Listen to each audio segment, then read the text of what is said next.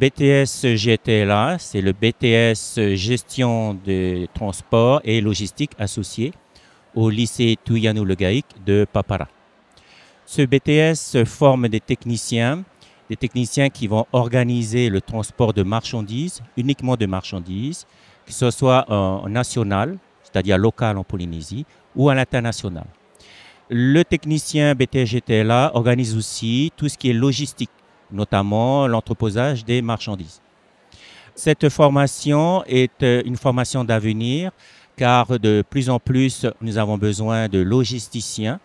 Beaucoup d'entreprises décentralisent leur stockage et donc demandent à des sociétés d'entreposage de s'occuper de l'entreposage.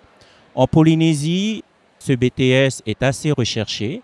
D'ailleurs, dans la formation BTS GTLA, 20 à 30% des nouveaux diplômés trouvent un emploi dans les 3 mois qui suivent le BTS.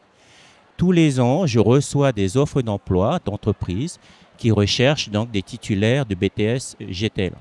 Alors, quel métier?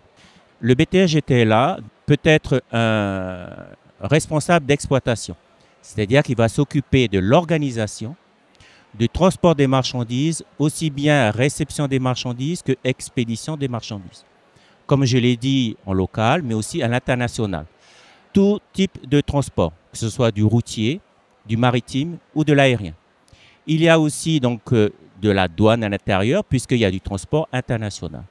La deuxième partie de ce BTS, c'est tout ce qui concerne le stockage et la logistique.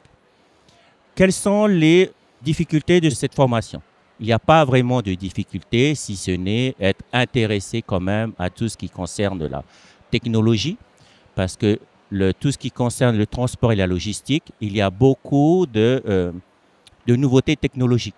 Je prends par exemple tout ce qui est stockage. Lorsqu'on voit l'évolution technologique chez Amazon, les étudiants doivent être au fait de l'actualité et toutes les évolutions technologiques. Concernant les difficultés pour l'emploi, donc comme à chaque fois, il faut que les entreprises demandent une expérience. Le BTS, dans le cursus BTS, il y a des stages en entreprise et souvent les étudiants, à l'issue de leur stage, ont des offres d'emploi dans les entreprises où ils ont fait leur stage. Alors, les poursuites d'études en Polynésie. Après le BTS, il est possible de faire une licence professionnelle par le CNAB et ensuite, il y a un master en métropole. À Papara, donc le BTS GTLA offre 24 places. Tous les ans, nous avons bien sûr plus de demandes que de places. Donc sur la plateforme Parcoursup, les dossiers sont épluchés et donc on retient surtout les candidats qui n'ont pas trop de difficultés en calcul, parce qu'il y a quand même pas mal de calculs, vu que c'est un BTS technique, donc il y a quand même des calculs à faire, et beaucoup d'informatique. C'est un BTS de bureautique, donc il faut avoir un minimum de connaissances en informatique et tout ce qui est communication via l'outil informatique. Si vous aimez le domaine du transport et de la logistique, nous vous attendons au BTS GTLA au lycée Touyanou Le Gaïc de Papara.